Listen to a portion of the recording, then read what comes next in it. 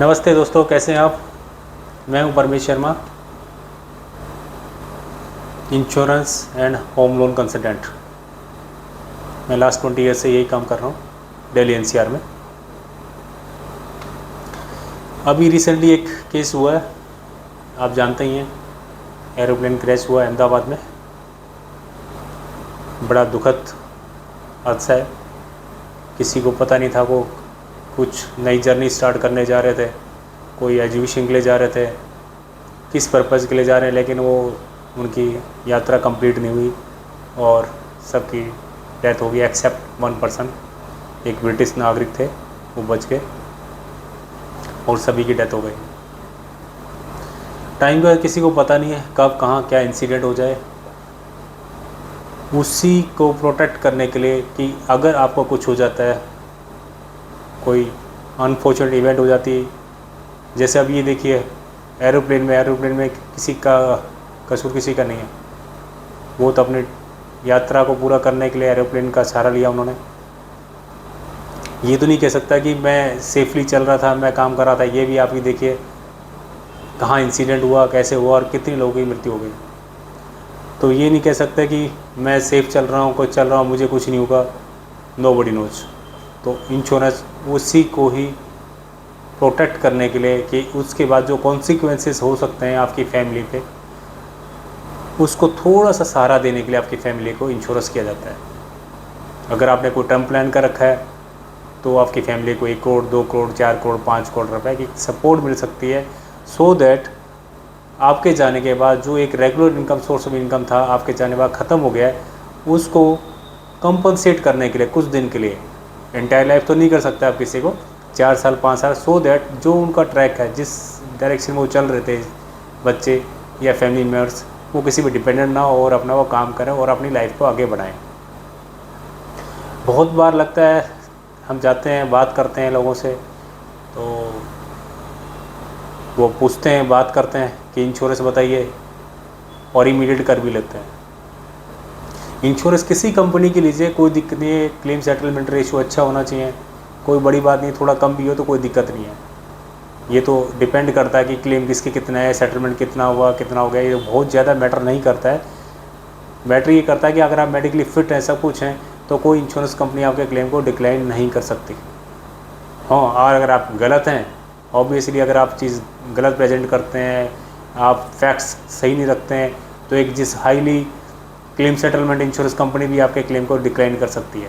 तो मेरा तो मानना ये है कि जैसे ही आपको पता चले और आप अफोर्ड कर सकते हो, जिस भी टाइम आपको मालूम पड़े आपको इंश्योरेंस की ज़रूरत है, या किसी एडवाइज़र ने आपको बताया है कि सर आपको रिक्वायरमेंट है, आपको इंश्योरेंस लेनी चाहिए, आप बड़ी इंश्योरेंस के लिए मत भागिए कि मुझे आज 4 करोड़ की ही इंश्योरेंस लेनी है, या मुझे 5 करोड़ की लेनी है, 10 करोड़ की लेनी है।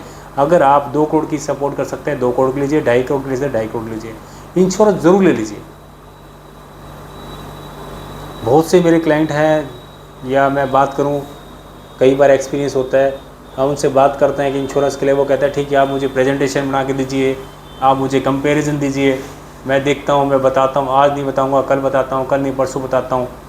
तो इससे कोई बहुत ज़्यादा डिफरेंस नहीं है सर। हर इंश्योरेंस कंपनी अच्छी है, कंपनी के स्टैंड देख लीजिए।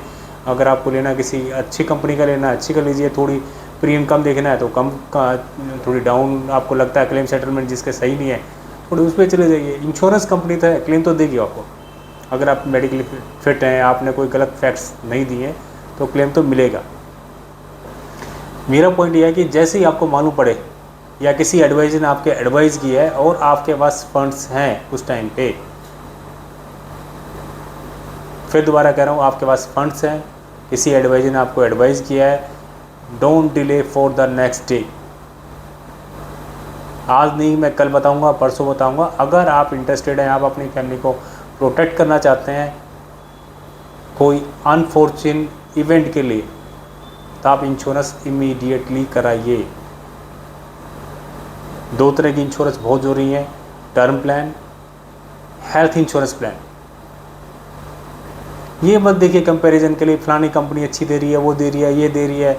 मैं ये कहता हूँ कि आपके पास अगर टर्म प्लान ले लिया है, टर्म प्लान के साथ राइडर्स, ये राइडर करना, दूसरे राइडर करना, आप सबसे पहले प्योर टर्म प्लान की बात कीजिए। इंश्योरेंस में प्योर इंश्योरेंस की बात कीजिए, राइडर्स को थोड़ी सी देर के लिए अवॉइड करिए। आप क्रिटिकल इलनेस से राइडर ऐड करना चाहते हैं, that is good, if you can afford it, आपके पास पैसे अच्छे हैं, सब कुछ अच्छा है, आप पे करने में कोई दिक्कत नहीं, ऐड कर लीजिए। लेकिन आपको पता है कि आपकी इनकम इतनी नहीं है, तो उस लालच में बताइए कि हाँ एडवाइज़र तो हो सकता है आपके बता दे, मैं भी आपको बता दूँ सर इसके साथ क्रिटिकल राइडर ले लीजिए, डबल एक्सीडेंट कवर हो जाएगा, EDD राइडर ले लीजिए, एक्सीडेंट डबल बेनिफिट राइडर वो ले लीजिए। तो पहले प्योर टर्म का लीजिए कि death due to any reason, accident से हो, नॉर्मल डेथ हो, एटलीस्ट फैमिली को 1 करोड़ मिल जाए। पॉइंट क्या है कि अगर आपने प्योर टर्म प्लान लिया है तो उसका प्रीमियम कम होगा, जैसे ही आपने राइड किया प्रीमियम इंक्रीज होना लग जाएगा। तो आपका जहाँ प्रीमियम 50,000 आ रहा है या 30,000 आ रहा है, 40,000 आ रहा है, वो 40,000 का हो सकता है आपका 50,000 हो जाए, 50 का 60,000 हो जाए। जिस टाइम आप एवरी ईयर किसी टाइम पे हो सकता है कि आपके फंड्स ना हो, तो वो जो प्रीमियम इंक्रीज हुआ है वो शायद चांसेस हो जाएगा आपका इंश्योरेंस प्रीमियम ना देने के लिए, आपको परेशानी होगी, आपको टाइट होकर पे करना पड़ेगा। अगर आप पहले से ही लोएस्ट प्रीमियम लेके रखें तो एटलीस्ट डेथ कवरेज तो है, वही ज़रूरी होती है। क्रिटिकल इलनेस प्लान अगर राइटर आप ले रहे हो उसकी बजाय आप अपना एक हेल्थ इंश्योरेंस प्लान लीजिए, प्योर हेल्थ इंश्योरेंस, थोड़ा उसको इंक्रीज़ कर लीजिए, टॉपअप ले लीजिए। जो टॉपअप प्लान्स आते हैं 3, 4, 5 हज़ार 10 हज़ार के अंदर 1-1 करोड़ के टर्म प्लान्स, टॉपअप प्लान्स आ जाते हैं, आप वो क्यों नहीं लें। तो कभी भी हमेशा ये कहते हैं ना कि कोई भी एंडोमेंट प्लान लेने के बजाय या 2 प्लान्स को मिक्स मत कीजिए। लोग एडवाइस करते हैं ना कि प्रॉफिट वाला भी और अब इंश्योरेंस भी क्यों मिक्स कर रहे हैं, why don't you go for term plan. Investment आप म्यूचुअल फंड में करिए, यूलिप में कीजिए, कहीं ऐसी जगह करिए जहां आपको अच्छी रिटर्न्स आ रही हैं, राइट। तो वही चीज़ इसमें आ गई है। टर्म प्लान के अंदर भी आप क्या क्रिटिकल इलनेस राइडर मैं रिकमेंड करता हूँ, अगर आप अफोर्ड कर सकते हैं लीजिए, लेकिन आप उसको अगर अवॉइड कर सकते हैं तो बेसिक इंश्योरेंस तो लीजिए आप अपनी। एनीवे, आप जब ले अपने एडवाइज़र से पूछिए कि किसका प्रीमियम कितना डिफरेंस है, मुझे एडिशनल राइडर लेना है तो उसका डिफरेंस कितना आ रहा है, क्या वो जायज़ है, राइट। एक्सीडेंट कवरेज तो आपको जैसे एरोप्लेन में अभी डेथ हुई है तो आपके पास क्रेडिट कार्ड होगा, वो भी कवर देता है। अब कितने अमाउंट का है, आपके अपने क्रेडिट कार्ड वाली कंपनी से, बैंक से बात कीजिए जिसने इशू किया है, वो आपको बता देगा। कुछ कवरेज तो एक्सीडेंट कवरेज तो मिलती है ना, पर्सनल एक्सीडेंट इंश्योरेंस कवरेज आप अलग से ले लीजिए। एनीवे, ये आपको मैं बताना चाह रहा था कि जो बहुत से लोग नहीं लेते हैं, लेना चाहिए। और हमें भी कई बार क्लाइंट कंपैरिजन मांगता है, देना पड़ता है, देते हैं, ऐसा नहीं है, लेकिन फिर भी वो डिले करते रहते हैं। ऐसा एक इंसिडेंट मेरे साथ हुआ था, शायद मैं शेयर कर रहा हूँ, कोई मेरे एग्जिस्टिंग क्लाइंट है, मैडम जानती हूँ, तो शायद वो देख रही हैं तो उनको ही पता होगा कि उन्होंने हेल्थ इंश्योरेंस तो ले ली थी मेरे से, टर्म प्लान के बारे में वो कंपैरिजन मांग रहे थे। मैंने 2-3 कंपनीज़ का बताया और उनको बताया भी ठीक है जी, थोड़ा बहुत प्लस माइनस अगर हो सकता है तो लेके रखिए, लेकिन वो डिसाइड नहीं कर पाया, थोड़ा टाइम लगा, क्योंकि हर आदमी बिजी होता है, डिसीजन लेना बड़ा मुश्किल होता है, कई बार टाइम लग जाता है। अनफॉर्चुनेटली उनको कार्डियक अरेस्ट आया और उनकी डेथ हो गई। हेल्थ इंश्योरेंस की तो हो सकता है हेल्थ इंश्योरेंस से थोड़ा बहुत पैसा मिल गया, उनका हॉस्पिटलाइजेशन का थोड़ा बहुत खर्चा था, लेकिन अगर वो इंश्योरेंस कराई होती, उन्होंने टर्म प्लान करा था, उन्होंने होम इंश्योरेंस भी नहीं करा रखा था। होम इंश्योरेंस भी जो उन्होंने लिया था पहले बैंक से, जिससे ICICI बैंक से शायद लिया हुआ था उन्होंने, पहले इंश्योरेंस उन्होंने करी सैंक्शन लेटर में, लेकिन बाद में मालूम पड़ा कि चेक कराने के बाद मालूम पड़ा वहाँ पे कि उन्होंने होम लोन के साथ वो जो इंश्योरेंस करानी थी वो भी डिक्लाइन करा दी थी, मना कर दिया था कि मुझे इंश्योरेंस नहीं चाहिए, और विदाउट इंश्योरेंस उन्होंने लोन डिसबर्स करा दिया था। वो भी एक दिक्कत हुई नॉमिनी को, जिसके नाम जो फ्लैट है अभी आज की डेट में, उनको भी दिक्कत हुई। और वो भी कह रहे थे अगर काश वो अगर इंश्योरेंस करा लेते तो काफ़ी सपोर्ट हो जाती अगर वो डिसीजन ले लेते। तो मेरा तो मानना ये है सर, अगर एडवाइज़र ने आपको फ़ोन कर दिया है, आपके पास फंड्स हैं, तो इमीडिएटली टर्म प्लान और हेल्थ इंश्योरेंस इमीडिएटली लिए, इसको अवॉइड मत करिए। कंपनी डिसाइड कर सकते हैं। दूसरी बात, अगर आप ऑनलाइन लेना चाहते हैं तो ऑनलाइन लीजिए, कोई दिक्कत नहीं है, लेकिन ले लीजिए। हाँ, अगर आप किसी इंश्योरेंस एडवाइज़र से जो इसी लाइन के एक्सपर्ट हैं, जो ये डेली काम करते हैं, डेली उनके पास अपडेट्स आते हैं, सारे काम देखते हैं, रिसर्च करते हैं, अगर उनके थ्रू लें तो बहुत बढ़िया। एटलीस्ट वो आपको इन्फॉर्म तो करेंगे, आपका रिमाइंडमेंट जब आपका रिन्यूअल होगा रिमाइंड करेंगे, उनकी तरफ से ईमेल, एसएमएस, रिमाइंडर्स, कोई डिले लास्ट हो रही है तो लास्ट मोमेंट तक आपको याद दिलाएंगे कि सर आपका प्रीमियम ड्यू है। आप चाहे कहीं भी ट्रैवल कर रहे हो, आपको फ़ोन करेंगे, अप्रोच करेंगे, घर तक पहुँचेंगे। अनफॉर्चुनेटली आप कुछ हो गया है और आपके पास डेटा भी नहीं है, फैमिली का पता भी नहीं है कि इंश्योरेंस कौन सी ले रखी थी, उसके डेटा में तो पॉलिसी नंबर मिल जाएगा। एटलीस्ट वो तो अप्रोच करेगा कभी कि आपने प्रीमियम पे नहीं किया।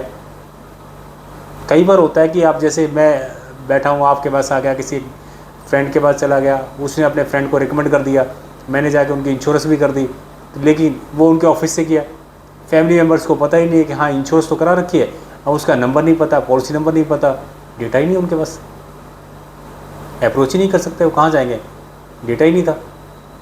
और आज का ज़माना ये आ गया है कि हर आदमी कहता है कि मैंने तो ऑनलाइन सेव कर लिया, मेरे पॉलिसी डॉक्यूमेंट की जरूरत नहीं। पहले तो एटलीस्ट ये था कि पॉलिसी डॉक्यूमेंट संभाल के रखते थे लोग, एक एक रिसिप्ट संभाल के रखी जाती थी, अब वो भी नहीं है।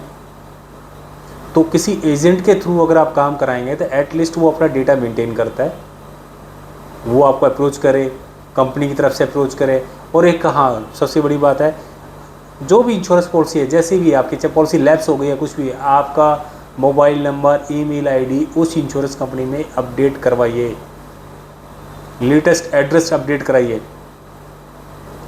कभी कई बार होता है कि आपकी पॉलिसी आपने 3 साल चलाई, पॉलिसी लैप्स हो गई, आप भी भूल गए, एजेंट भी भूल गया, एजेंट ने आपसे कॉन्टैक्ट करने की कोशिश करी, वो आपके पास पहुंच भी नहीं पाया। रीज़न कि आपने जॉब छोड़ दी, जहाँ से काम कर दूसरी कंपनी चले गए, आप दूसरी कंट्री चले गए, या और के किसी ऑफिस में चले गए, सॉरी ऑफिस कहना है, आप दूसरी सिटी में चले गए।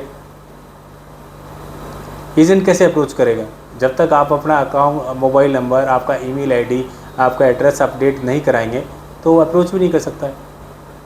अभी मेरे साथ हो रहा है, काफ़ी क्लाइंट्स हैं हमारे, 1989 से पॉलिसी चल रही है, लोगों की मेच्योरिटी हो रही हैं, कुछ की ऐसी हैं जिनकी पॉलिसियाँ लैप्स हो गई थी 4 साल 3 साल बाद, अब वो मेच्योर हो रही हैं, उनका पैसा पड़ा है, किसी का लाख रुपये पड़ा है, किसी का 50,000 पड़ा है, मैं अप्रोच करने की कोशिश कर रहा हूँ, उनका मोबाइल नंबर नहीं है, जिस एड्रेस पे जा रहे हैं उस एड्रेस वो सेल करके लगभग 10-10 साल 15 साल पहले चले गए, छोड़ गए हैं।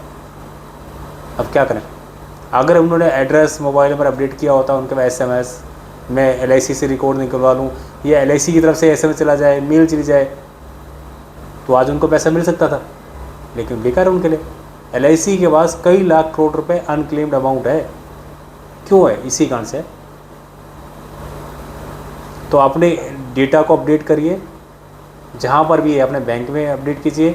और जो मैं आपको बता रहा था, आपको शायद जीवन ज्योति योजना और आपका जीवन सुरक्षा बीमा योजना, ये आप हर आदमी को बताइए कि 18 से लेकर के 50 साल के आदमी के जो 2 लाख की इंश्योरेंस कवरेज है वो आपकी सबको मिल रही है। नहीं मिल रही है, आप अपने बैंक में जाइए, उनसे बात करिए कि मेरा ये 230 रुपये और 330 रुपये और 20 रुपये जो मेरे कट रहे नहीं कट रहे हैं, वो चेक कराइए। नहीं करा रहे हैं तो उनसे बात करिए कि वे मेरा ये चालू करिए, इस इंश्योरेंस को मेरे अकाउंट से एवरी ईयर डेबिट होना चाहिए। एटलीस्ट वो 2 लाख की इंश्योरेंस 250 रुपये में हो जाए, 300 रुपये हो जाए, क्या बुरा आपके लिए?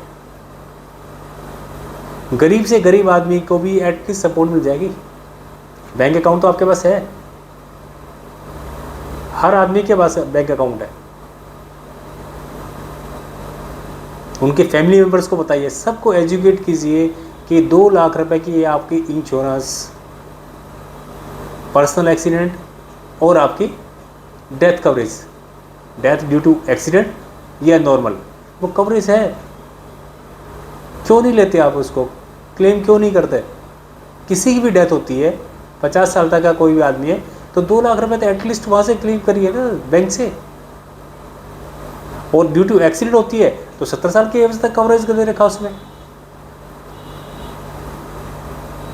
आप एजुकेट कीजिए, लोगों को बताइए, जैसे कोई इंसिडेंट होता है आप एकदम अप्रोच कीजिए उससे, बोलिए कि भाई आपका इंश्योरेंस करा रखा है, वो है, आपके बैंक अकाउंट को देखिए, बैंक अकाउंट में जाकर बैंक से जाकर बात करिए कि मेरी वाली ये जो बीमा योजना है उसमें थी नहीं, चल रही है, अगर आपकी अपनी करनी है अपनी अपडेट कराइए जाकर के वहाँ पे। जब इतना खर्चा कर सकते हैं साल में 250, 300, 400 रुपये नहीं खर्च कर सकते क्या? नहीं हुई है तो करवाइए अपनी जा करके। बड़ी इंश्योरेंस नहीं ले सकते तो एटलीस्ट ये 2 लाख रुपए की इंश्योरेंस तो रखिए आप। सॉरी, काफ़ी बड़ा वीडियो हो गया मैं बात करते करते। दूसरा मैं आपसे बताना चाह रहा था एसएमसी के बारे में। अभी आपने देखा होगा कि पूरी फैमिली ख़त्म हो गई है, तो एटलीस्ट उनके जो सर्वाइवर मेंबर्स हैं उनसे बात कीजिए। कई बार हस्बैंड वाइफ दोनों जा रहे हैं, दोनों की डेथ हो गई, हस्बैंड ने वाइफ को नॉमिनी बना रखा है, वाइफ की भी डेथ हो गई, तो जो उनके सर्वाइवर मेंबर्स होते हैं उसको बोलते हैं एसएमसी, शॉर्ट में बोलते हैं, सर्वाइवर मेंबर सर्टिफिकेट इशू होता है, वो आप इशू करा के रखिए। उसके बेसिस से ही आप अपना पैसा क्लेम कर सकते हैं। जो उनके सर्वाइवर मेंबर होंगे या कोई लीगल एयर्स होंगे वो क्लेम करेंगे बता करके कि ये उनके सर्वाइवर मेंबर्स हैं और वो उनके लीगल एयर हैं।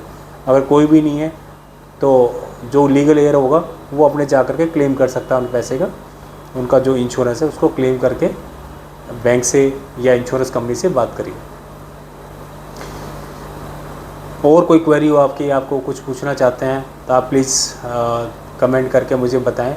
मैं उस पर कोई अपना नेक्स्ट वीडियो बनाना चाहूँगा, चाहे इंश्योरेंस से रिलेटेड हो या आपका लोन से रिलेटेड हो, home loan, life insurance, health insurance, mutual funds, और आपका गुड़गांव में, दिल्ली में, फरीदाबाद में, नोएडा में कोई प्रॉपर्टी से रिलेटेड कोई आप चेक करना चाहते हैं, बात करना चाहते हैं तो आप मुझसे बात कर सकते हैं, कनेक्ट कर सकते हैं।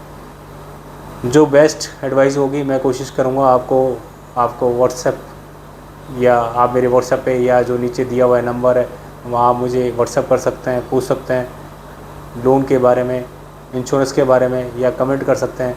तो जैसे भी आपके कोई क्वेश्चंस आएंगे, बात करेंगे तो उससे रिलेटेड मैं अगले वीडियो में आपको बताऊंगा। और इसी पे मैं अपना एक वीडियो समाप्त कर रहा हूँ। नमस्कार, थैंक यू वेरी मच।